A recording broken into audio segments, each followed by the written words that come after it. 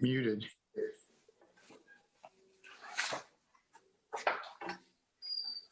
Mayor, you're muted. It muted back, sorry. So I do call to order this March 22nd meeting of the Winston-Salem City Council.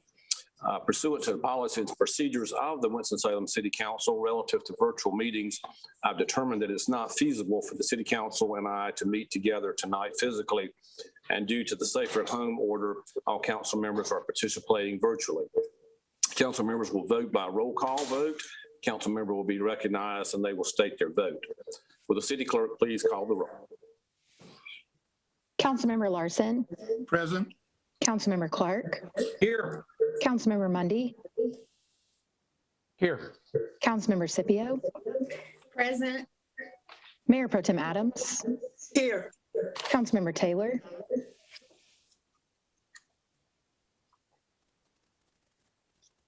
Unmute. Present. Councilmember McIntosh. Here. Councilmember Burke. Here. Thank you very much. All council members are present. Would you please join the City Council and me in a moment of silence?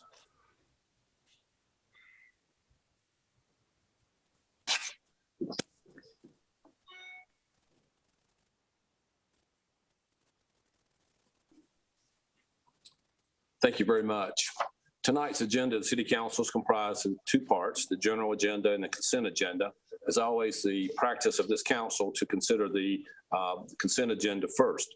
Items on this agenda have been unanimously recommended by a committee of the City Council or are being submitted in accordance with established city procedure. There'll be no discussion on the items on this agenda unless a council member requests that an item be removed for individual consideration. Items not removed from the consent agenda will be enacted with one motion. We're televising this meeting live tonight on TV 13. And it will be replayed tomorrow at 9 a.m. and again Wednesday at 9 p.m. Of course, copies of our agenda as well as videos of our meetings are always available online at the city's website and just clicking on the Watch Meetings Online option. Council members, are there any items you wish to remove from the consent agenda? C, 15 and 16. Okay, may I have a motion on the balance? I move for approval on the balance of the consent agenda. Second. Second by Councilmember Clark, I believe. We'll do a roll call on the balance of the consent agenda. Councilmember Larson. Yes. Councilmember Clark. Yes. Councilmember Mundy. Aye.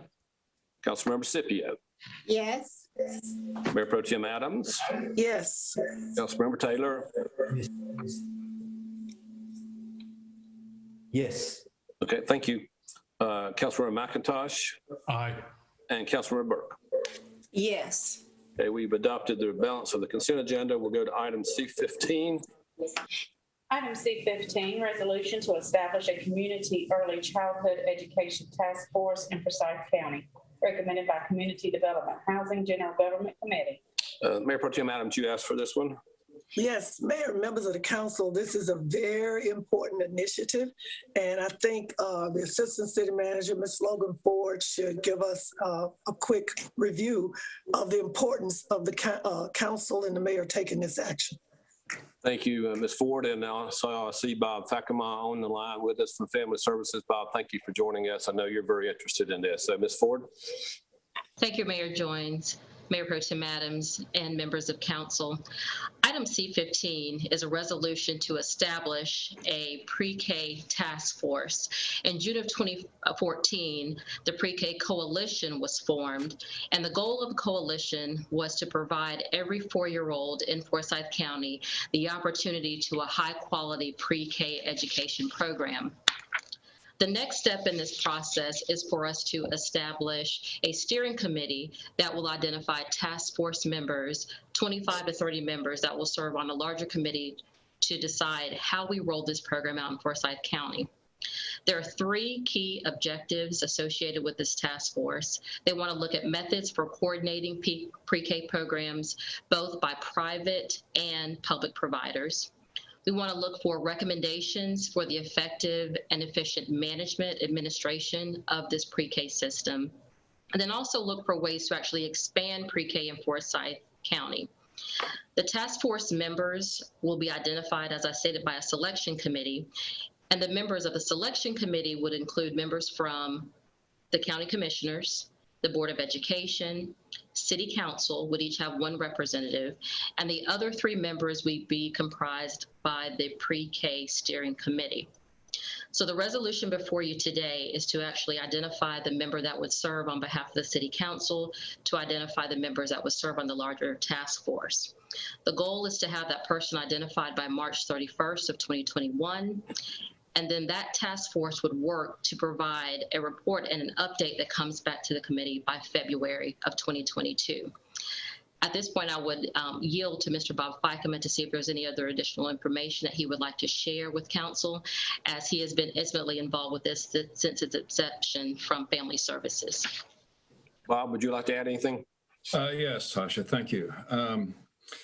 I guess what I'd like to add is that this is the product of a lot of work by a number of organizations and individuals, about 20 or more different organizations, mostly in the early childhood area, about 60 individuals who've done a lot of work over the last 6.5 years to kind of get to this point.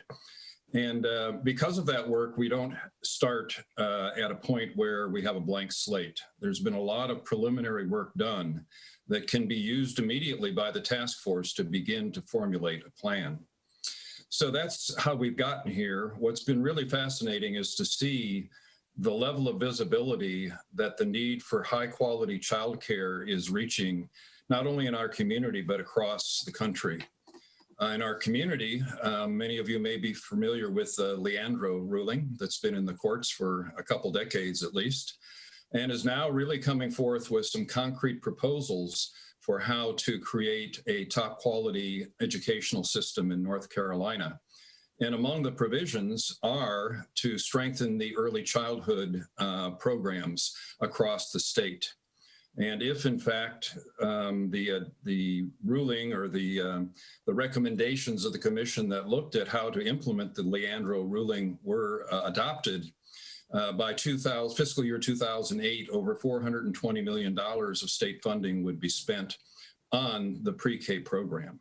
So it really behooves us to be planning, to be preparing for, I think, what is really a turning point in terms of both our country and our state in regard to really providing adequate funding to have a high quality pre-K system. Benefits children, it benefits parents, and it really benefits the future of our community. So again, I want to thank the council for considering the establishment of the task force. It will draw on the best minds from across our community, various sectors, including parents, to be able to really come up with a plan that fits Forsyth County, because this isn't a one-size-fits-all. There's a lot of common elements to high-quality pre-K, but it has to fit the community in which it resides, and that's what this task force is going to be charged with doing. Thank you. Thank you, Bob. Mayor Pro Tem, if you're ready. Yes, again, I just want to stress, like Mr. Feikeman said, right now with COVID and everything, and us watching as young people are getting sorely left behind because of this virus, and they were already behind before the virus. And a lot of parents, especially low-income families, always trying to figure out how do they pay for the best pre-K for their child, so that's the jump off for a better quality of life and the opportunities that come with it. So I am very excited. I know the council is. And with that, Mayor, I move that we approve item C15. Second, Scipio. Thank you, Councilmember Scipio. Any discussion? All right, Councilmember Larson. Yes. Councilmember Clark. Yes. Councilmember Mundy. Aye. Councilmember Scipio. Yes. Mayor Pro Tem Adams. Yes. Councilmember Taylor. Yes. Councilmember McIntosh. Aye. Councilmember Burke. Yes. Very much that is unanimous. Since we're speaking of the youth, I did forget to recognize the fact that tonight we have the members of the Youth Advisory Council, as well as our College Advisory Board from our Human Relations Commission joining us tonight. So we thank and welcome them to our meeting. Item C16. Item C16, consideration of items relating to non-discrimination initiatives recommended by Community Development, Housing, and General Government Committee. Mayor Pro Tem Adams, you asked for this one? Yes, I think this is because a lot of people would not understand that when an item passes unanimously in committee, it then comes on the consent agenda. And I think people thought it was going to be on the general agenda.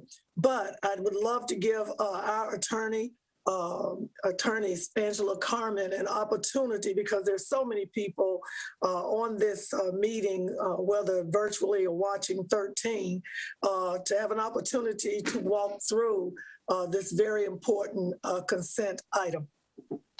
Thank you. Ms. Carmen, would you please give us a brief summary of what this resolution does, please? Sure, Mayor. Good evening, Mayor Pro Tem, and council members. The NDO package has 4 action items, and I will walk you through each of those briefly. The first item is an amendment to the personnel resolution of the City of Winston-Salem, which applies to city employees. And this resolution, this amendment, extends protections in terms of the city's employment practices to persons based upon ethnicity, color, religion, gender identity or gender expression, protected hairstyles, veteran status, marital status, familial status, and religion. It basically will enhance the city's internal employment policies to provide protections to those categories that I just listed. It also codifies the Bostock decision, which essentially says that persons who, based upon sexual orientation, gender identity, and gender expression are free from or should be free from discrimination. And that discrimination in terms of definitions is found within the term sex or because of sex. So essentially, the current prohibition against discrimination based upon sex includes explicitly gender identity, sexual orientation, and gender expression. So again, in terms of the city's internal employment practices, protections have been extended to the groups that I've identified. So that's the first item. The second item in the package is a policy of non-discrimination, and it extends to the city's internal practices beyond just employment, boards and commissions, and the city's operations, protections to the same categories that I listed in the personnel resolution. So essentially, individuals are free or should be free from discrimination based upon race, ethnicity, color, creed, religion, sex, sexual orientation, gender identity, gender expression, pregnancy, veteran status, disability, age, marital status, familial status, protected hairstyle, political affiliation, or national origin, in all aspects of modern life. So as it relates to city operations, again, citizens are to be free from discrimination. So that's the first part of it. The second part of the ordinance is an effort to encourage the private sector to look at its own internal policies and practices to extend protections to the same categories that I listed earlier. But it is mandatory in terms of the city's policies, services, and procedures, but it is an effort to encourage externally the private sector to do the same thing. And it also provides, the ordinance also provides that within 100 days, I am to come back with a more definitive ordinance that will be more prescriptive, have more requirements as it relates to the private sector. And at that point, based upon the research, hopefully the ordinance will provide protections to the categories listed earlier in terms of employment and public accommodations. So again, as it relates to city operations, it is mandatory that the city not discriminate based upon the protected categories listed earlier, and it is encouraged that the private sector do the same thing. The ordinance also codifies the Bostock decision in terms of the phrase sex or because of sex being inclusive of sexual orientation, gender identity, and gender expression. So that's the second item. The next item is an amendment to the city's fair housing ordinance. As I've indicated before, the city, in terms of fair housing, has had a local act for some time now that authorizes the city to investigate, enforce the city's fair housing ordinance. And as it stands right now, that local act, which authorizes the ordinance, includes a number of protected categories, one of which is sex. And applying the Bostock decision, sex includes sexual orientation, gender identity, and gender expression. And so the ordinance amendment essentially codifies the Bostock decision within the ordinance. And I would also note that recently we signed a memorandum with HUD essentially saying that the city will extend protections under the Fair Housing Ordinance to persons based upon sexual orientation, gender identity, and gender expression based upon the Bostock decision. So this essentially codifies in writing that memorandum of understanding, and it also codifies in writing essentially what the city has been doing for years based upon lower court decisions. The last item is a resolution creating a non-discrimination study subcommittee, which I'll allow Meredith to address if there are questions. One of the other things I like to point out in your package is a chart that sort of summarizes the ordinances that have been adopted across the state. And if you would turn to the last page, you will see that there are a number of counties and municipalities that are still engaged in their due diligence and evaluating options as it relates to adopting non-discrimination ordinances. For example, Asheville is still doing its due diligence. Buncombe County, Durham County, Fayetteville, Wade County, I think is still doing the same thing, Wilmington, as well as the city of Charlotte. As to the larger municipalities that have adopted ordinances thus far, if you'll look at Greensboro, you'll notice that the effective date of that ordinance is July 1st, 2021. And if you look at Durham, the effective date of that ordinance is July 1st, 2021 as well. It's my understanding from speaking with Greensboro in particular that they may come back with some amendments around that time to address some enforcement issues or enhancements to its ordinance. So while they have adopted ordinances in both Greensboro and Durham, larger municipalities, they have delayed the effective date primarily to try to continue to work on some of the outstanding questions that I believe are presented by these ordinances. Again, the goal is to consider this to be phase one, with the understanding that phase two, around 100 days, will hopefully result in an ordinance that has more specific requirements as it relates to the private sector and answers some of the enforcement and investigative type issues and concerns. Thank you. Any questions, Ms. Harmon? All right, thank you. Mayor Pro Tem, if you're ready for a motion, I know Councilmember Clark wants to speak, but could we get a motion on the floor, Councilmember Clark? Yes, Mayor, members of the council, I move for the approval of item C16. Second, Mundy. Second, Councilmember Mundy, thank you. Councilmember Clark, you're recognized.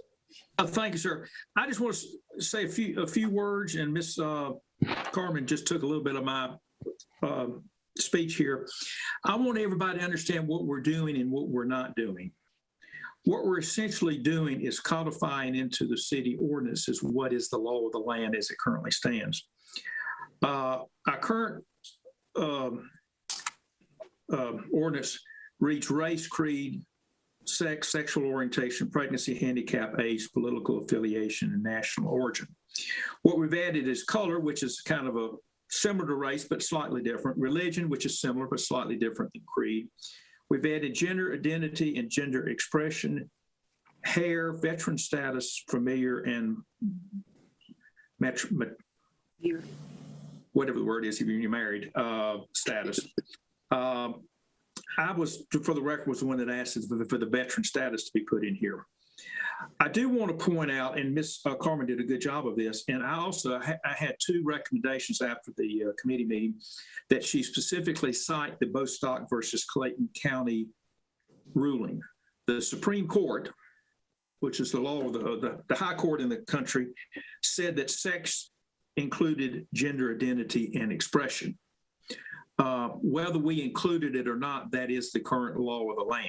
And I will also add as a side note, whether or not we had any of this in the ordinance or not, it's all, at least as far as the ones that the federal government has ruled, is the law of the land.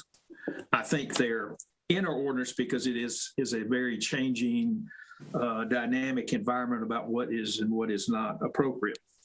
I do want to point out, to me, there are three hot button areas in this area. One I'll call the bathroom issue, one I'll call the sports issue, and the last one, we'll call it the wedding cake issue. I think it's important to understand that this ordinance does not affect those issues. Those issues are still churning in the country, and it's going to be up to Washington, that being either the Supreme Court, the President, or the Congress, to address them. Bathroom issue is who can use which bathroom. Sports is who can participate in certain sports. And the wedding cake issue goes back to a ruling by the Supreme Court as to whether or not someone in Colorado had to make a cake for someone else. And I will say, Ms. Carmen sent me some information on that. That is a very complex issue. I mentioned it specifically because we did have an issue in Winston-Salem similar to this. We had a wedding venue, or venue, I should say, that someone wanted to use for a wedding event, and they were declined.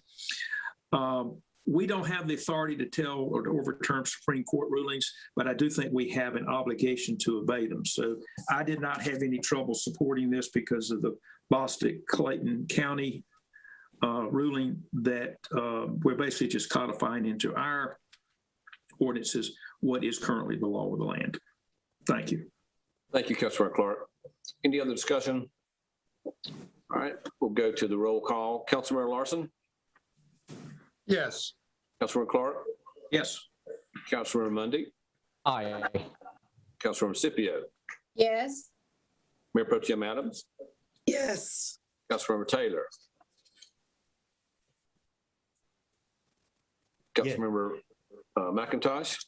Aye. And Councilmember Burke? Yes. That's unanimous. Thank you very much. We'll now consider the general agenda, which is comprised of the following. There's 2 street closing petitions. There's an item approving funding recommendations for community investments in social justice and anti-poverty initiatives. There's 6 items related to appointments and reappointments to boards and commissions, as well as our public comment period. The 2 street closing petitions are listed for public hearings. And when these public hearings are called, persons will be given an opportunity to speak virtually. If no one wishes to speak, I'll close the public hearing and the City Council will consider the item. I will point out as to the public hearing, written comments will be accepted on the public hearing items until 7 p.m. tomorrow, March 23rd. Written comments may be sent to the City Clerk's office at P.O. Box 2511, 27102, or by email to sandrark@cityofws.org. The written comments, if any, will be forwarded to the mayor and members of the City Council, and if desired, the appropriate City Council member, based on the written comments, can make a motion to reconsider an item at a subsequent meeting. The public comment period is a time set aside for citizens to voice their opinions that are germane to city government. When the virtual comment period is called, each speaker will be given 3 minutes to speak, and the comment period will be limited to a total of 30 minutes. Ms. Keeney, would you read the first item, please? Item G1, public hearing on a petition to close and abandon a portion of right-of-way at the intersection of North Main Street and North Martin Luther King Jr. Drive, located in the East Ward. Petition of Wildfire LLC, recommended by Public Works Committee. Thank you. My understanding is there's no one on the call for a public hearing. I will therefore close the public hearing, and I recognize Councilmember Scipio for this item. Mr. Mayor and Council, I move for approval of G1. Second, McIntosh. Thank you. Second by Councilmember McIntosh. Any discussion? Went to roll call. Councilmember Larson. Yes. Councilmember Clark. Yes. Councilmember Mundy. Aye. Councilmember Scipio. Yes. Mayor Pro Tem Adams. Yes. Councilmember Taylor. Yes. Councilmember McIntosh. Aye. And Councilmember Burke. Yes. And that is unanimous. Thank you, Councilmember Scipio. Item G2, please. Item G2, public hearing on a petition to close and abandon an unnamed alley off of Shawnee Street located in the South Ward. Petition of John and Janice Steinberger, recommended by Public Works Committee. Councilmembers, you did hopefully saw that there was a revised resolution in your packet that simply added the petitioner to the list of abutting property owners. I don't believe there's anyone who has signed up to speak on this particular item. Therefore, I will close the public hearing and I'll recognize Councilmember Larson. Mayor Pro Tem, Mayor, fellow council members, I recommend approval of G2. Second. Second. Thank you. Second by Councilmember McIntosh, I believe. Any discussion? All right, going to roll call. Councilmember Larson. Yes. Councilmember Clark. Yes. Councilmember Mundy. Aye. Councilmember Scipio. Yes. Mayor Pro Tem Adams. Yes. Councilmember Taylor. Yes. Councilmember McIntosh. Aye. And Councilmember Burke. Yes. Thank you. That is unanimous. May we have item G3, please? Item G3, resolution to approve funding recommendations in the amount of $1 million for community investments in social justice and anti-poverty initiatives, recommended by Finance Committee with 3 in favor and 1 opposed. Thank you. Before we get into this in detail, I think I would like to ask our Director of Budget and Evaluation, Ms. Tony, to give us a summary of this action. So, Ms. Tony, if you would, please. Thank you. Good afternoon, Mayor and members of the City Council. In the fall of 2020, the Mayor and City Council allocated $1 million towards social justice and anti-poverty initiatives. Through a resolution passed during the budget adoption, was the creation of a Community Investments Review Committee. It's a group of citizens appointed by the Mayor and City Council to determine how to spend the $1 million on these initiatives. They came up with 5 categories: grants for social justice and anti-poverty, long-term anti-poverty and social justice strategies, broadband internet access and expansion, heritage preservation and education, mentorship and neighborhood capacity building were the 5 categories. As a part of phase 2, there was a citizen-led initiative to allocate and score the applications submitted for 4 of the 5 categories of funding. The 5th category, broadband internet access and expansion, will be handled inside by city staff, city IS department. The other 4 categories were sent out for community nonprofit agencies to apply for. So the citizen-led committee came up with funding allocations for the funding. The lists of funded agencies are attached to this agenda item, and as well as the list of unfunded agencies. That is my report. Thank you. Any questions, Ms. Tony? Great, thank you. This did come from Finance Committee with a positive recommendation. However, the chairman did vote against this. So therefore, Mr. Clark, I'm going to recognize the Vice Chairman, Mayor Pro Tem Adams, if she would like to give us a motion on the floor. Yes, Mayor, members of the council, I move for approval, item G3. Second. Second, Councilmember Taylor. Now we'll go to discussion, Councilmember Clark and then Councilmember Scipio. Thank you. Mr. Mayor, I had kind of 2 requirements when I put my 2 folks on it. I said, I want to be sure the money goes to those who most in need and that it goes to the folks and not to overhead or administrative or however you want to describe it. My concern is we're giving this money to we're giving 700 of the million to 49 different organizations. It's a little bit for everybody. And my concern is this will not make a difference. It's going to be mostly spent on overhead and administrative costs, and it will not achieve what we want it to achieve. I think we should have picked 4 or 5 organizations, give them enough money to do a good project and to do it well, but not to split it between 49 and county. Thank you. Thank you, Councilmember Clark. Councilmember Scipio? Oh, yes, council members and mayor, we are so thankful to have citizens who agree to work with us on difficult tasks like spending $1 million on social justice and anti-poverty programs without very little direction and stipulations from us.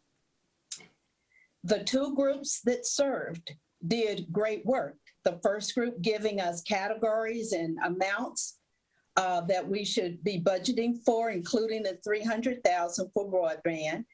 And the second group did a phenomenal job because they looked at 112 proposals, rated them, and provided recommended dollar amounts. Of the 45 proposals that were recommended for funding, it includes 2 groups that got 2 different grants, although 66 groups were not funded, and 9 of those were rated 10 or higher, which was the minimal rating for funding. I commend our citizen volunteers for the work they have done. They have done the really hard work. And I hope that each of you have spent some time thinking about the recommendations because we are responsible for the outcomes of these investments. Social justice and anti-poverty issues, believe it or not, impact every person in our city directly or indirectly, just like racism, sexism, and all the other isms. However, this complex topic is often given just casual discussion or just give them a pacifier. Let's just pacify them with a little money with no real impact. Wednesday and Thursday, we will establish a strategic plan of action for the city. I am hopeful that social justice and anti-poverty strategies will have a high priority among us. I am very concerned that the proposed funding is just a pacifier, not a firm action towards ameliorating our social justice and anti-poverty issues in our city. Therefore, for your consideration, I share the following. First, there is great expectation that monies for broadband will be coming from the federal government.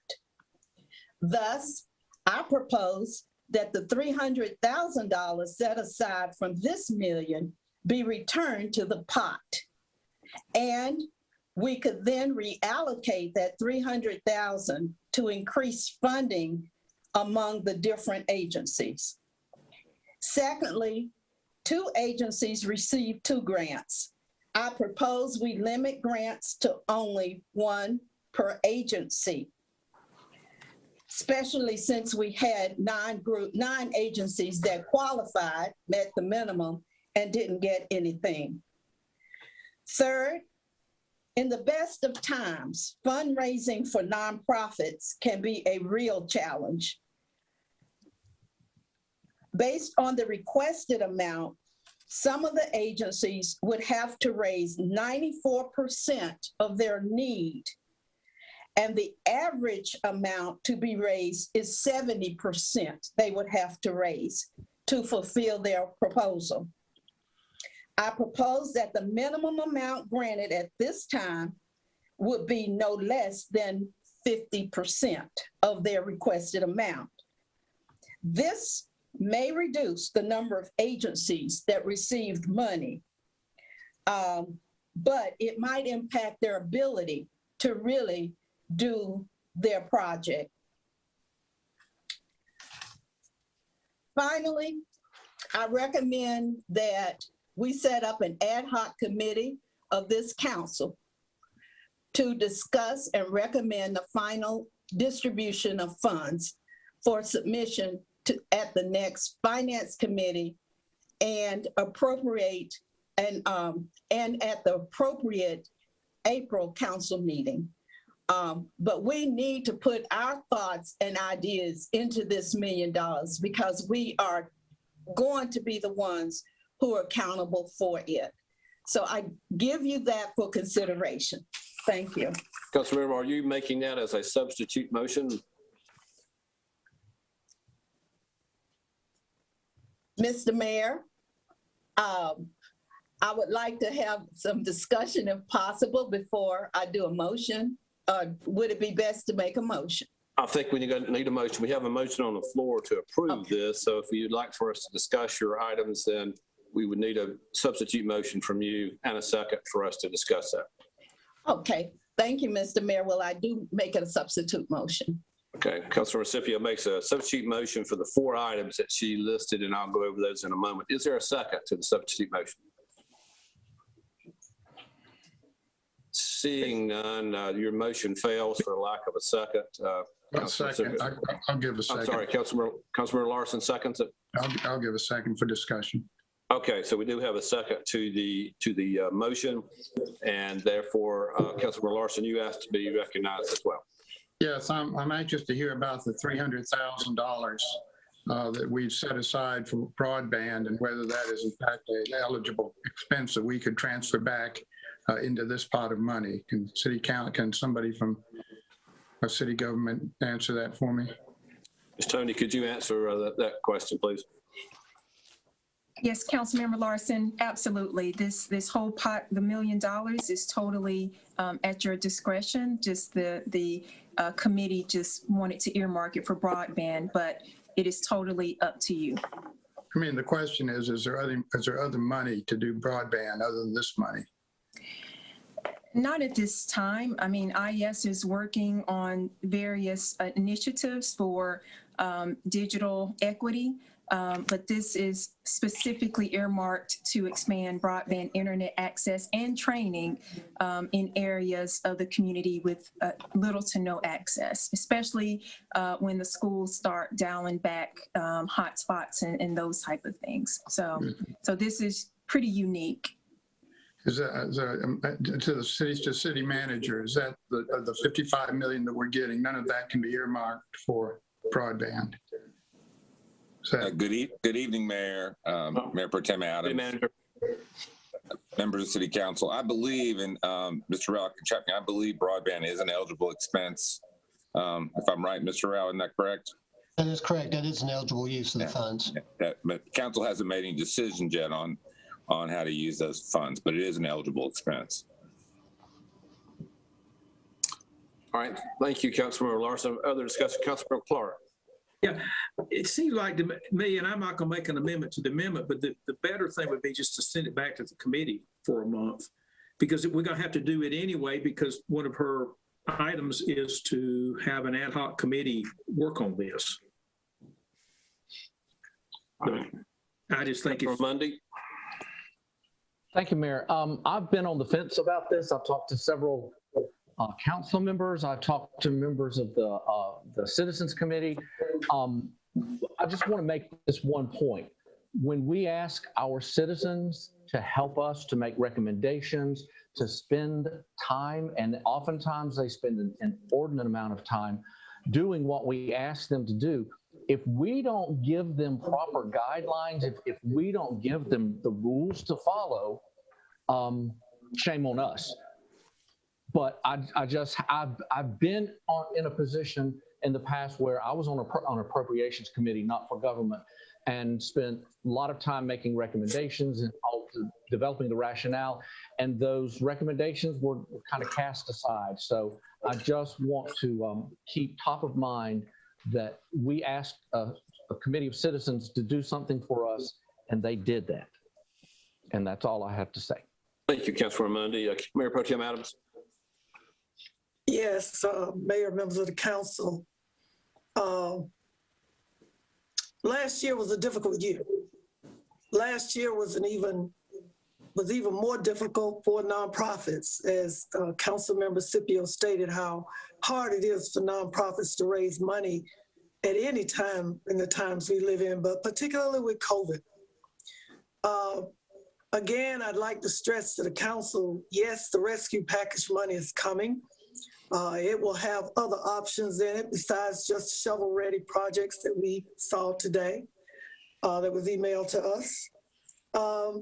Yeah, the broadband is eligible.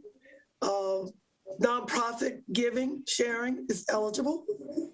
But in meeting and talking with other council members and mayors across the country about even the CARES money from last year, because this is basically some of this, that we did not, none of us knew how to do this. Whether you've been an elected municipal official for 30 years or 5 years, nobody. Everybody, we're still looking for our national organizations as well as the state leagues we belong to give us some guidance on how to do this, because we don't know. We've never had where money comes and we need to give some to people that do the heavy lift that the city can't do, government can't do. We don't have the staff, neither do we have the subject matter expertise. The people and groups, the nonprofits that apply for this money, they are in dire need. Just like the money that came from the CARES and this rescue package, it will pay restaurant owners and city government operations money to pay employees for probably premium pay that they couldn't pay them in the height of the COVID when we were there last year. This fund, and I know that some of us have a concern about people using it for overhead. If the nonprofits are not allowed to get the money that restaurants, small business, and the governments and everybody else is getting, how do we expect these agencies to survive and to help us doing the heavy lift? Looking at this list of the ones that got approved, I know all of them. Looking at the ones that didn't get approved, I know most of them. But this doesn't mean that this is the last time that we will be doing this effort. We have budget cycle coming up. And I know that when I got on the council 12 years ago, the one concern I had was the top 20, that's what I call the top 20 nonprofit organizations that were doing the heavy lift always got all the money. And I questioned that process, and we were able to change it. We wanted to see newer nonprofits in the pipeline that wanted to do good work and wanted to help the city do the heavy lift. And we did that. So I support this effort. Again, I want to thank the citizens that sat on the first commission. I want to thank all of the citizens that sat on the next level of the decision of making this happen. Again, we're not perfect. We learn from this. We challenge ourselves to be better at it. Maybe we're not. Maybe we need to go get somebody again and pay them to do it. But there is no easy science to this or where we are right now in the world. And I will be supporting this because these agencies are waiting for us to do this. And they've been waiting for months, whether it's HOPE, whether it's, food kitchens in areas. And is this, Partnership for Prosperity? There's a litany of them that do the work every day that government does not do. And I will be supporting this. Thank you.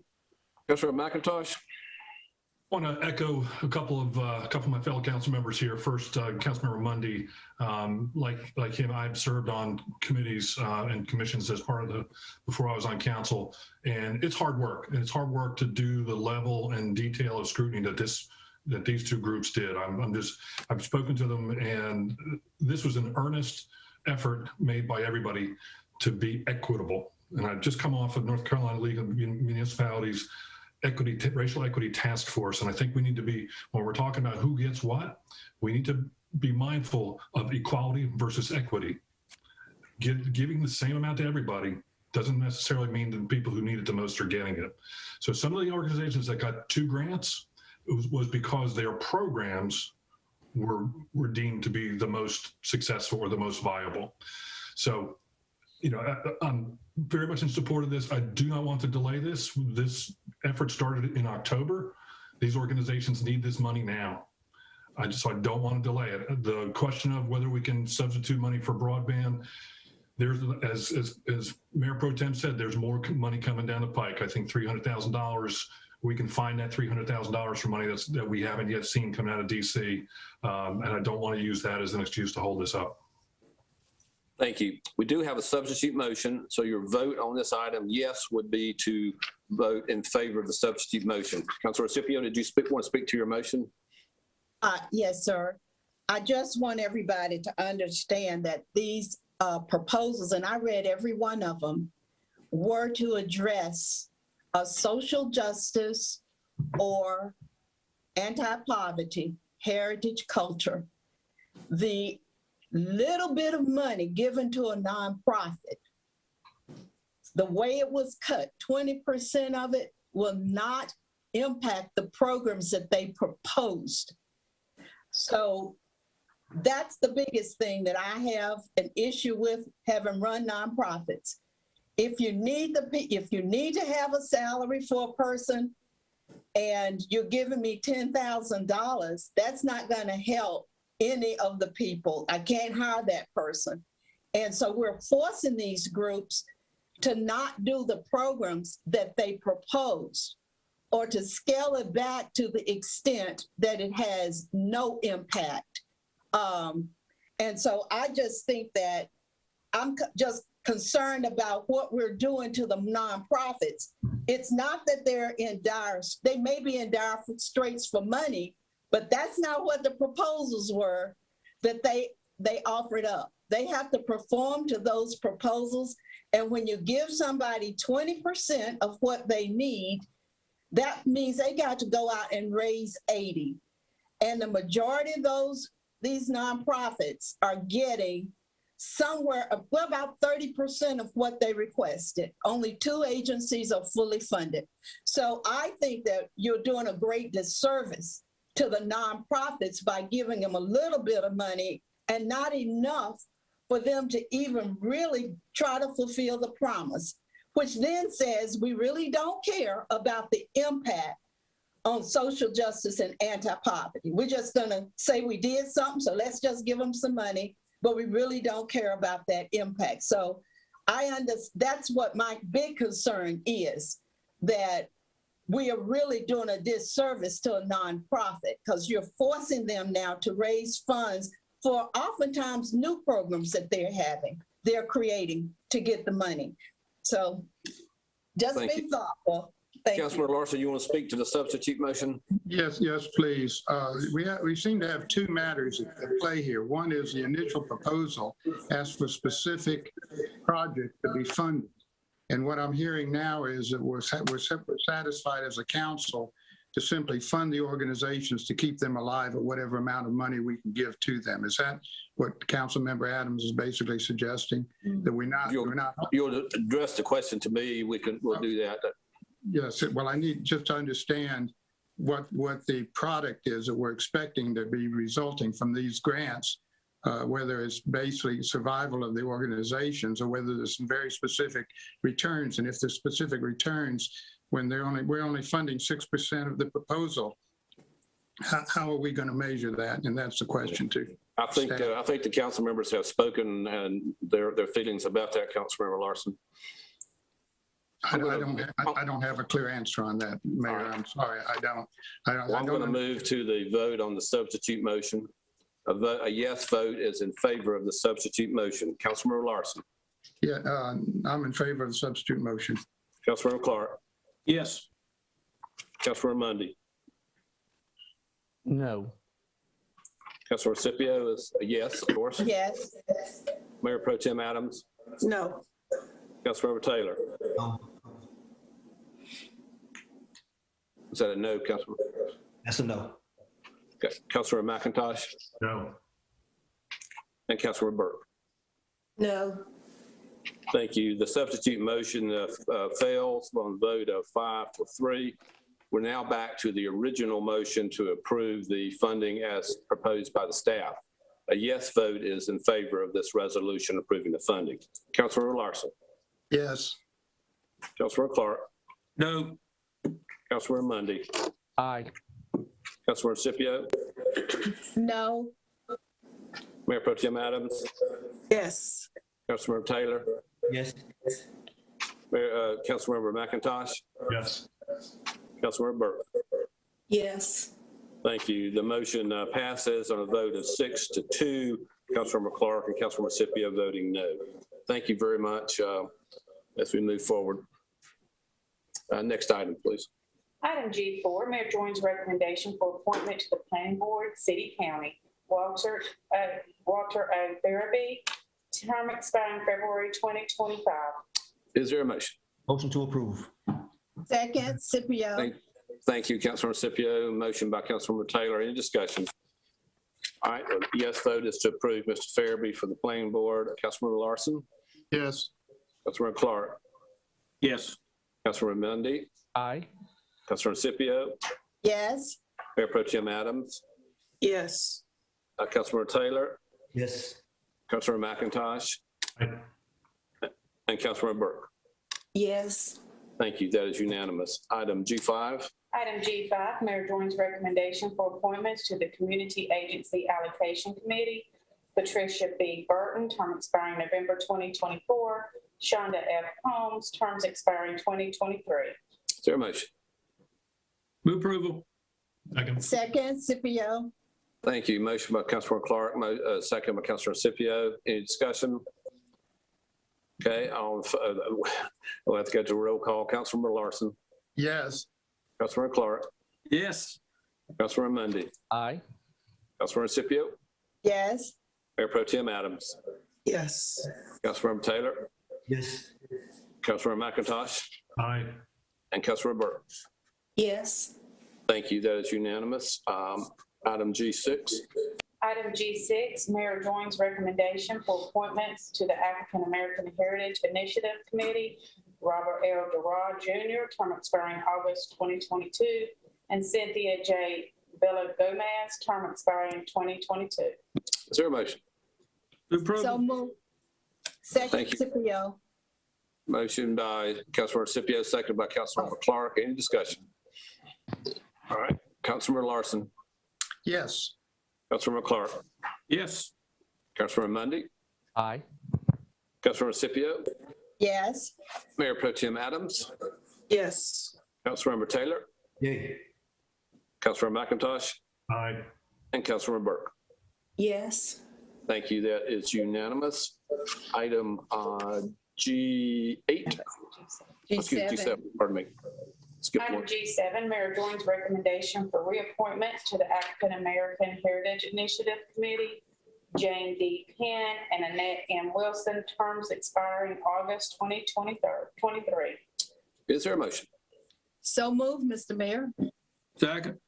Thank you. Moved by Councilmember Scipio, second by Councilmember Clark. Any discussion? Thank you. Councilmember Larson. Yes. Councilmember Clark. Yes. Councilmember Mundy. Aye. Councilmember Scipio. Yes. Mayor Pro Tem Adams. Yes. Councilmember Taylor. Yes. Councilmember McIntosh. Aye. And Councilmember Burke. Yes. Thank you. That is unanimous. G8. Item G8, Mayor Joines' recommendation for reappointments to the Winston-Salem Affordable Housing Coalition. George S. Red and Ryan Ainman, terms expiring February 2024. Thank you. Is there a motion? Move for approval. Second. Thank you. Motion by Mayor Pro Tem, seconded by Clark. McIntosh got that one. McIntosh, excuse me. Councilmember McIntosh. Any discussion? Councilmember Larson. Yes. Councilmember Clark. Yes.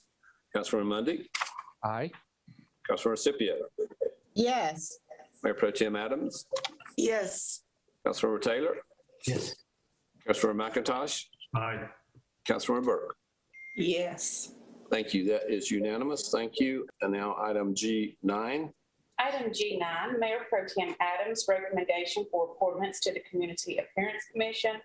Curtis Walker, appointment, non-categorical position, term expiring February 2024. Manika Gupta, appointment to categorical position, term expiring February 2024. Thank you. Is there a motion? Move for Second. Okay, I have a motion from Councilmember Clark, and I think seconded by Mayor Pro Tem Adams. Any discussion? Councilmember Larson. Yes. Councilmember Clark. Yes. Councilmember Mundy. Aye. Councilmember Scipio. Yes. Mayor Pro Tem Adams, Yes. Councilmember Taylor, Yes. Councilmember McIntosh, Aye. and Councilmember Burke. Yes. Thank you very much. That is unanimous. We'll now go to item G10. Item G10, public comment period. So mention this is a time once per month where the city council and I listen to citizens who bring issues or germane to city government to us. We set aside 30 minutes for that, but ask that you would give your name and address for the record and limit your comments to 3 minutes. First person that signed up is,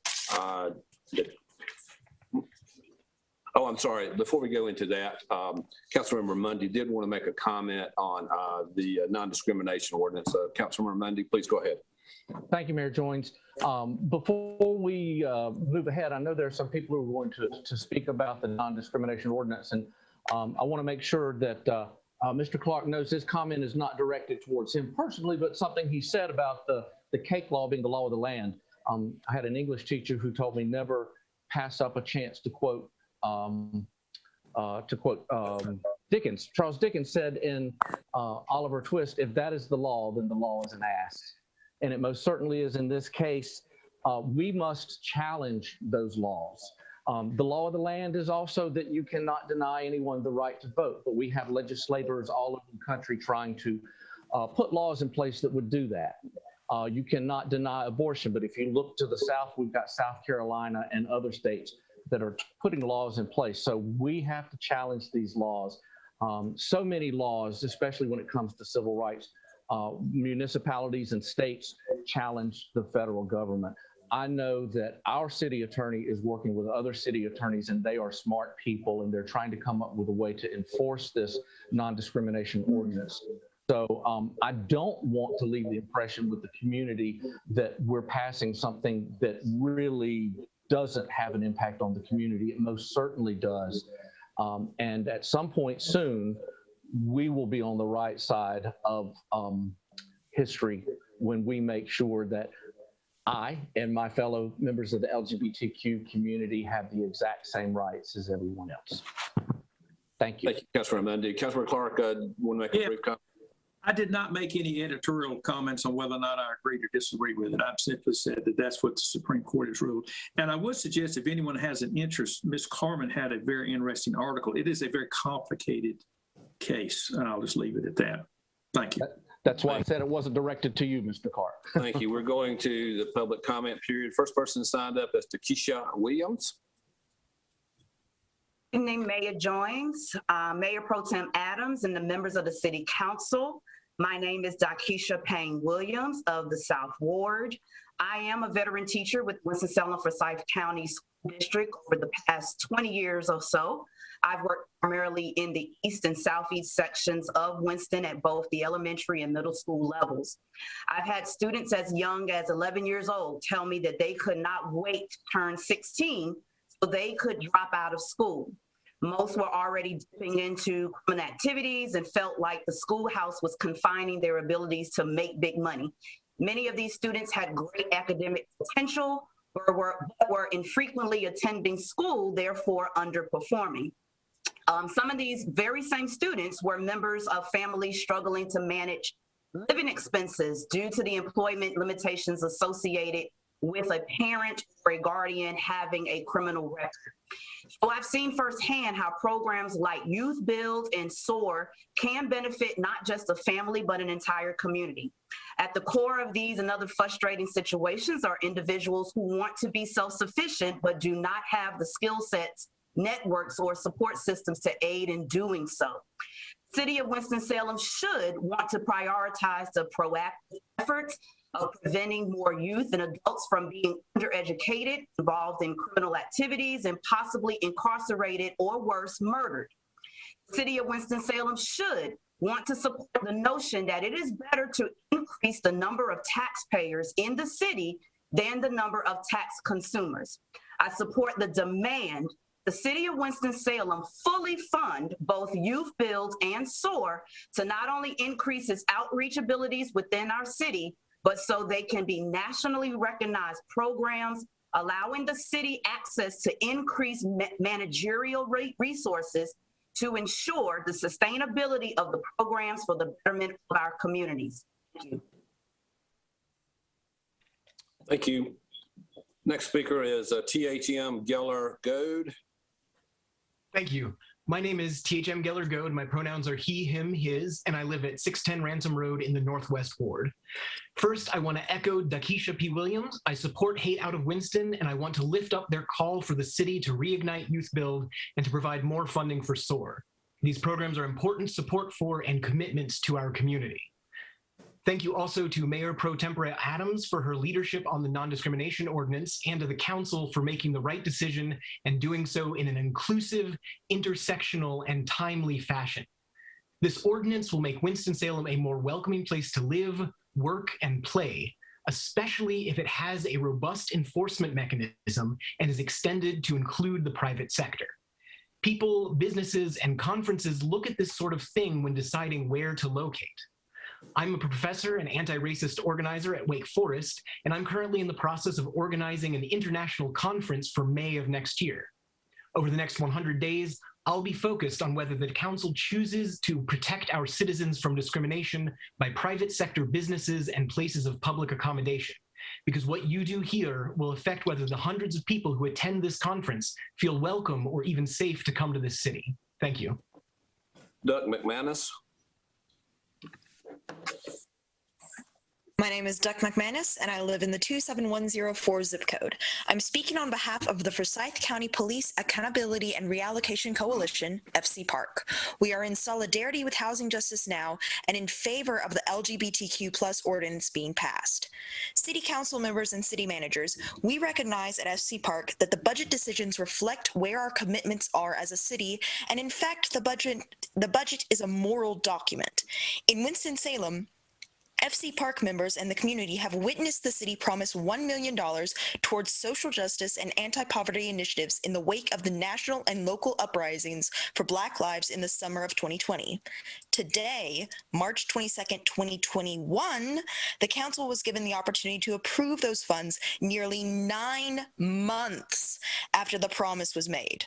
While realizing that a committee was formed, meetings were held, evaluations were shared in a committee, and more, 9 months is a very long time to wait for $1 million that has been divided into small chunks across multiple organizations, and the payments barely hit the mark of what these organizations were initially requesting, which seems to be something we all agree on based on the comments in today's meeting. We are thankful for the thoughtfulness, labor, and care put into this process by our fellow constituents, but as we reflect on that labor, we also see this as a level of intense scrutiny that we never see on the police budget. In fact, our WSPD officers received merit raises unanimously approved by City Council last fall before the $1 million for anti-poverty initiatives reached the general agenda. In fact, when Winston-Salem community members marched in our streets last summer demanding justice for George Floyd and Breonna Taylor, both murdered by the police, Chief Katrina Thompson used the platform of protest to recruit more officers. However, we remember quite well that when community members marched again for justice for John Neville, a man murdered in the Forsyth County Jail, WSPD officers suddenly began arresting us. There were 55 civil disobedience arrests of community members demanding justice for John Neville in just 20 days in downtown Winston-Salem.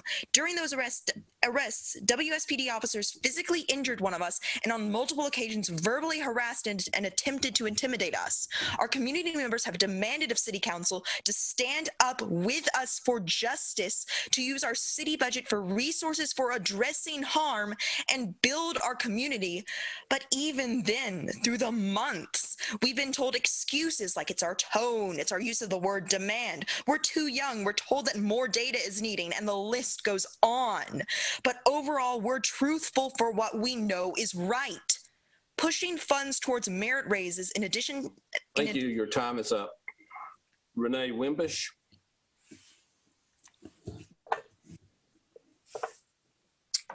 Hi, I'm Renee. I live in the Southwest Ward here in Winston, and I'm a core member of Housing Justice Now. You'll also hear from other housing justice members on some various demands and clarification we're asking of you, our city council. One, we are demanding a return to in-person code enforcement inspections due to the key function they serve in tenants' defenses. Two, we are demanding that the council use these positions and elected voices to express to the various entities involved in the eviction process that eviction protection must be provided for tenants who have completed the applications for the U.S. Treasury funds soon to be administered. We are demanding that the council set up a process to begin funding municipal housing to make a dent in our gross housing shortage here in Winston. And we are also demanding precise clarification for what appears to be close to $1 million in the missing monies from the $12.5 million allocated by the U.S. Treasury, even after the 10% draw for the city and county. During a meeting with HJN members, Councilmember Adams and other city employees, it was acknowledged that the city's handling of the local COVID fund was full of problems and shortcomings. Our goal and your goal should be to see this does not happen again to our most vulnerable in our community. Many hundreds of people were evicted due to the inept processes and harsh requirements placed on those not only in a pandemic, but now in a housing crisis. Our low income and renters have and continue to face housing instability here. This must be addressed, and it must be addressed now. I am also asking that council members Burke, Scipio, and Adams address the high eviction rates within the respective wards. I trust you are well aware of these numbers. Again, these people elected you to serve them, and they deserve your serious attention to this problem. And Mayor Jones, having recently moved here, it's fairly humiliating to live in a community where our elected mayor has been virtually quiet during this pandemic and eviction crisis. I am asking you to make a public announcement asking all landlords to fully cooperate with this rent relief process and in a timely fashion. While landlords may be bringing income into our community, they are also creating a homeless crisis. A community is only as healthy as its most marginalized and vulnerable communities within. Winston-Salem now has a health crisis, and it must be addressed. Evelyn Allen.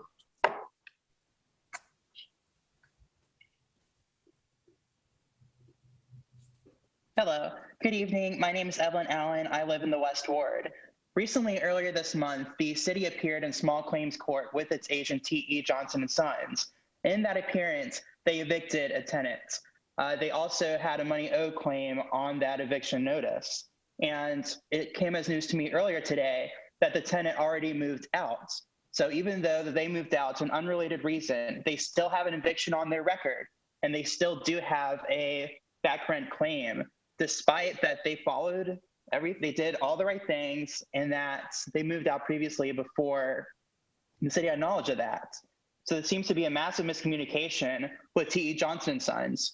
I would also question why the city owns rental property through a commercial manager like T.E. Johnson & Sons, which in addition presents a conflict of interest, as Councilmember Mundy uses T.E. Johnson & Sons for his property management company, and some of the other rentals that the city owns were bought off of foreclosures. So to me, given that there is going to be a large sum of money dedicated to housing, the city, since it's already in the landlording business, should certainly seek to build more affordable housing than commercial market rate property owned by T.E. Johnson & Sons. And of course, Winston-Salem has always been the friend of the developer. Half of the council members are landlords, and more still have received money from the NC Realtors PAC. And lastly, with the non-discrimination ordinance, I know that nothing in Winston-Salem has encouraged my existence as a trans woman. It has been very difficult. I've had extreme difficulty finding work, even after the Supreme Court decision that Councilmember Clark mentioned. And if we are to truly address the inequalities in the LGBT community and above, then we need robust anti-poverty measures and robust decommodification of housing. in order to solve the inequities present. I yield my time. Casey Mayfield. Thank you to City Council for passing the non-discrimination ordinance. I've watched the last 2 committee meetings where you discussed it, and this NDO will personally affect me in so many positive ways if phase 2 goes as I hope. It was brought up that a couple was discriminated against by a wedding vendor in December. That couple was my fiance and I. My name is Casey Mayfield, and I lived in Winston-Salem for over 10 years. I'm a member of the NDO Coalition, and my fiance and I just bought a house in Southwest Ward in September, and we got engaged in November. When I started wedding planning, I expected to run into hurdles like a great venue being booked on my ideal date, or a caterer, florist, or photographer being out of budget. I wasn't even sure what would happen with COVID and if we'd be able to have a wedding. I did not expect to get discriminated against in my hometown because I am queer. Gay marriage has been legal in North Carolina since 2014, but 6 years later, I am not treated as equal. I deserve the same rights as a paying customer that a straight person does. In our case, this discrimination didn't change our life in a way that the denial of healthcare or housing or a job would. But it demonstrated that discrimination against queer people is happening in Winston-Salem at the most basic of levels. 1 in 3 LGBTQ+ people and 3 in 5 transgender people have faced discrimination in the last year alone. I am one of those people in that statistic. Winston will be so much safer if this extends to private businesses. A comprehensive policy with an enforcement mechanism to protect the LGBTQ community is so valuable and will show queer people in Winston-Salem that we are free to exist here, to work here, to love here, and to live here.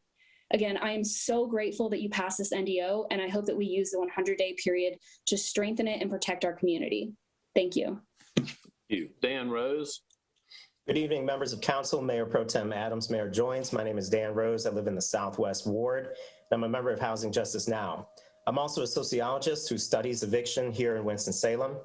Despite the CDC moratorium and contrary to the beliefs of many, evictions are still happening every day in Winston-Salem. On February 15th alone, there were 176 eviction hearings at the Forsyth County Government Center downtown. In my research, since the moratorium began in September, 48% of eviction hearings are still resulting in judgments for possession, where the tenant must leave under threat of trespassing charges from the sheriffs. Because the moratorium puts the onus on tenants to prove that they qualify for protection, and almost no tenants can afford legal counsel, less than 10% of them are actually able to get the protection from the CDC order. Eviction, known as summary ejectment here in North Carolina, is a complicated process. Our state ranks among the worst in the nation when it comes to tenant protections.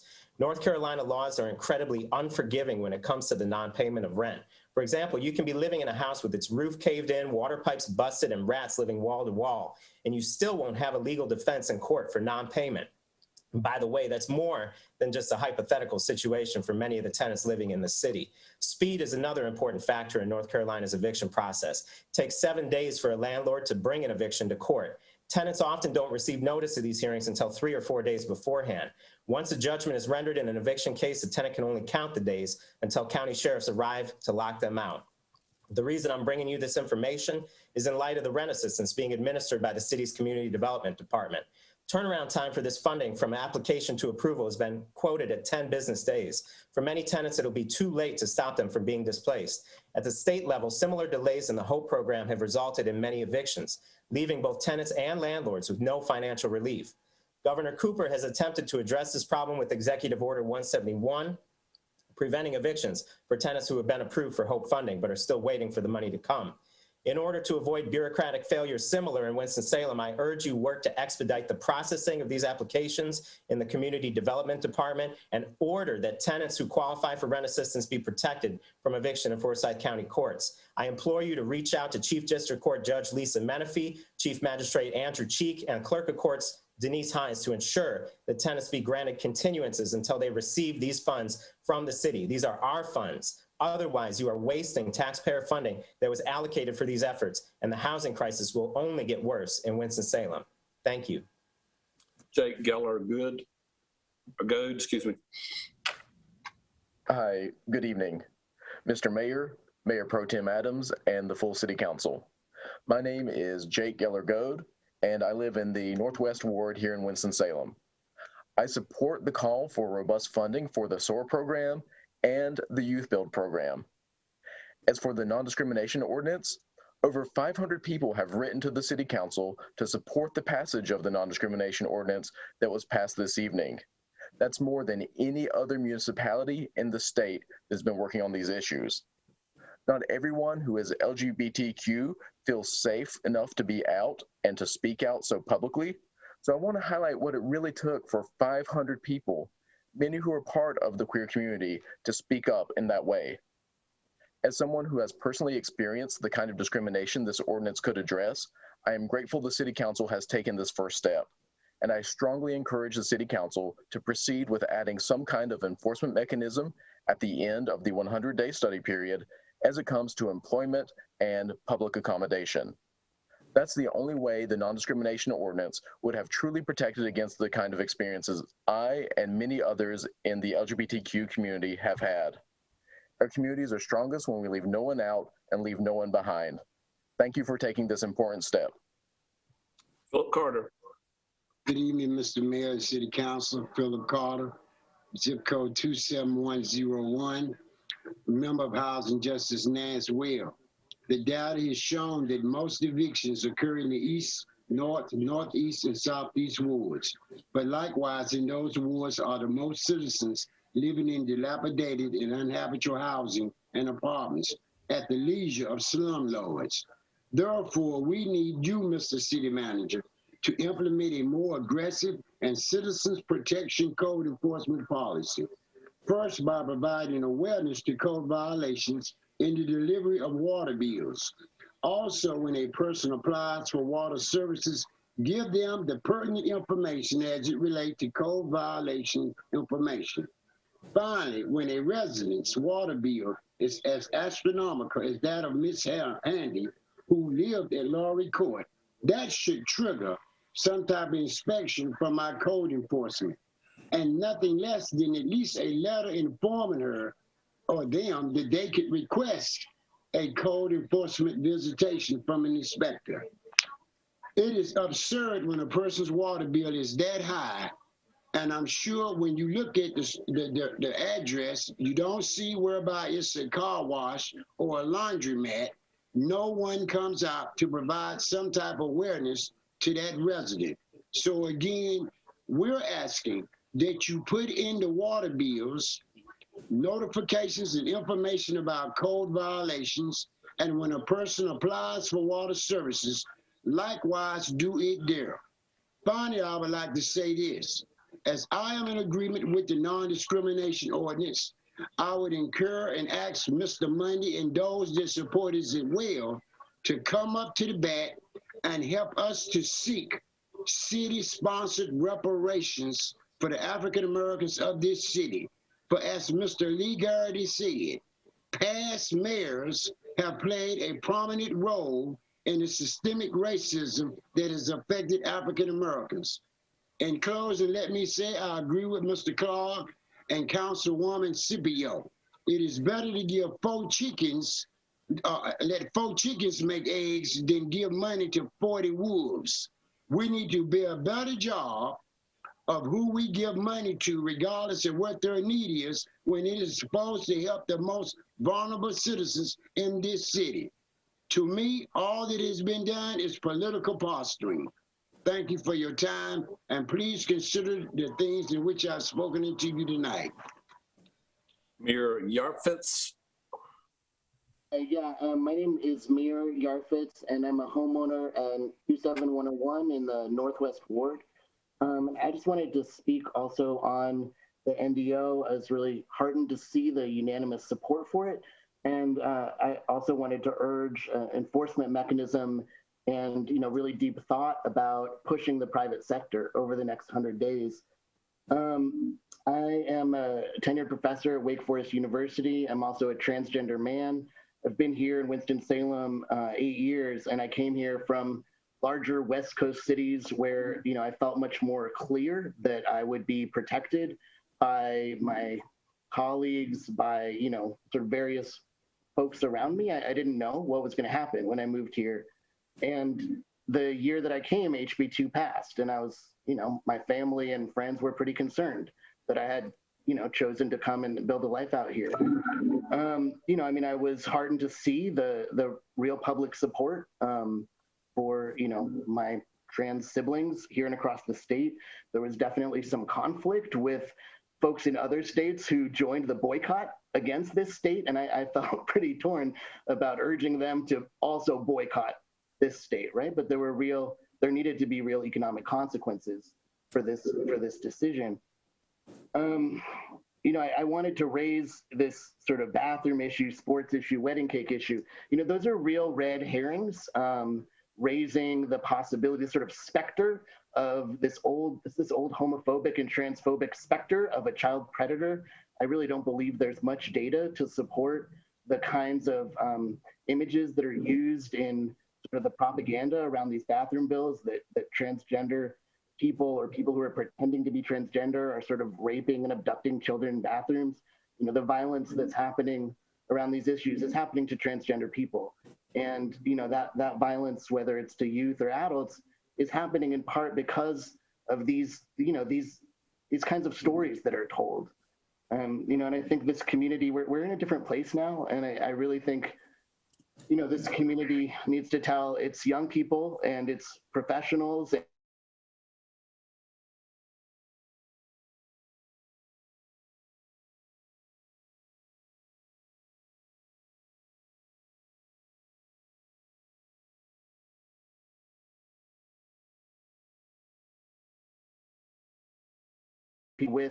with actual teeth. I mean, I've been thrown out of places where I've lived. I've been fired from jobs, and none of that, that stuff wasn't truly protected. And it needs to be done in a way that also people can see that they will be protected when they come here to Winston-Salem. Or, if they're, again, young people growing up, do they want to stay here, or are they going to leave? Are they going to go somewhere else? Thank you very much. Chris Smith. Hi, Mayor Pro Tem, and members of the council. My name is Christopher Smith. I live in the West Ward, and I'm a veteran and a member of the local Non-Discrimination Ordinance Coalition. I just wanted to first thank you for your unanimous support tonight of the Non-Discrimination Ordinance. We have watched this evolve over the last several months, and I appreciate your expansion of the protected classes to offer the very broad and intersecting non-discrimination protections for many marginalized communities. Via the toolkit developed by Equality NC and Campaign for Southern Equality, we saw over 500 members of our community write in to lend their support for this ordinance, far more than any other municipality around the state. But now we must look to the future. City employees withstanding this policy at large is little more than performative activism if we fail to offer protections in employment and places of accommodation. We must protect our marginalized communities and reject bigotry in all forms. In order to do this effectively, we absolutely must develop a mechanism of enforcement for this policy at the conclusion of the 100-day review window. Our citizens are relying on this. Now, I feel fairly confident in concluding that everyone on the council wants to see our city thrive and wants to protect our citizens from discrimination and bigotry. So I remain hopeful that at the end of this window, we will have an ordinance that fully protects our citizens in employment and places of a public accommodation, and not just on paper. I thank the city attorney and the city staff and our city council for all of your work on this issue thus far. And we with the Non-Discrimination Ordinance Coalition look forward to working with you moving forward to ensure that we can make this non-discrimination ordinance the strongest ordinance it can be. And I wasn't going to do this, but I'll end by highlighting a quote from the Supreme Court in the Masterpiece case.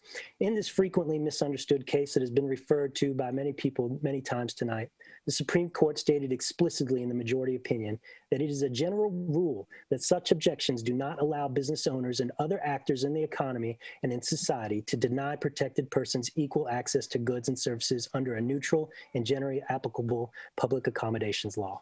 I hope that we can build on those words from the highest court in the land and ensure that our citizens, like my friend Casey, who shared her story a few minutes ago about being discriminated against in our city, are not denied equal access to goods and services in our city. We must pass enforceable non-discrimination ordinance protections for our citizens. Thank you for your time. Celine Johnson. Hi, Celine Johnson, 27103. I'm here representing Hate Out of Winston. We would like to commend the Department of Reintegration and Youth Development for their operation of two critical programs for the disenfranchised people of Winston-Salem, SOAR and Youth Build. We would also like to appreciate Councilman Taylor for his work creating these programs and his push to fund them appropriately. Both programs are necessary for the advancement of underserved members of our community. And as we have said before, until all citizens are able to succeed equally, our city cannot be successful. Ms. Faith Bartlett and Mr. Troy Sneed transformed the lives of those they serve through these two programs that help our citizens coming out of incarceration or who did not find success with the traditional system of education. Yet they do so with insufficient funds and limited staff. Despite their importance to the people of Winston, these programs only receive enough funding to operate in separate 6-month cycles, each serving less than 10% of eligible applicants annually. By increasing the budget of the department by $2.5 million, capacity could be expanded to ease the loads of these staff while also dramatically increasing the number of individuals able to participate and graduate from each program. The rate of recidivism in the United States is proof that life after incarceration is challenging. Within 3 years of release, 66% of formerly incarcerated individuals will be arrested again, and 50% will end up reincarcerated. Many companies have policies in place to refuse to even consider people with criminal records, leaving too many people with errors of the past permanently altering their future. By increasing the funding for SOAR, a program that was only able to serve 8 out of 128 applicants in its most recent cycle, every 6 months, we could support over 100 new, stable, independent, and successful tax-paying citizens who both work and give back to their community, and possibly over 200 each year with funds that allow for 2 annual cycles instead of 1. The city also benefits greatly as SOAR applicants fill city vacancies that are too expensive to be filled by traditionally classified employees. Since money always speaks the loudest, this means funding comes back twofold: saved wages and increased tax revenue. While it would be wonderful if no one ever committed crime to begin with, if we want to end the cycle of recidivism in our city of arts and innovation, then we must be innovative in how we meet the basic human needs of our people to avoid the need for crime. That begins by reconnecting them with the paying workforce to be able to afford housing, healthcare, food, and utilities, and a life worth living. Studies show that we could decrease the number of people dependent on a program like SOAR in our future by investing more in youth build today. As Haydout worked alongside FC Park to ask for reduced police budget, a common objection was a concern about gun violence. Across the country, one of the core components of successful violence interruption programs is opportunity for youth development and engagement. Although our dropout rate decreased enough 5 years ago to cost youth build its funding from the Department of Labor, the numbers of Winston-Salem Forsyth County school dropouts then began to rise, reaching a 5-year high of 568. Thank you, Ms. Johnson. Your time is up. And Council members, that is the 30 minutes that we set aside tonight. So thank you all for participating, and we look forward to hearing from you at the next meeting, others who want to speak. Council members, I would entertain a motion to adjourn. So moved. Clark. Second, Scipio. Thank you. Any discussion? All right, all those in favor of the motion of adjourning, please say aye. Aye. Aye. Aye. Is there anyone opposed to adjourning? All right, we are adjourned. Thank you, council members. Thank you.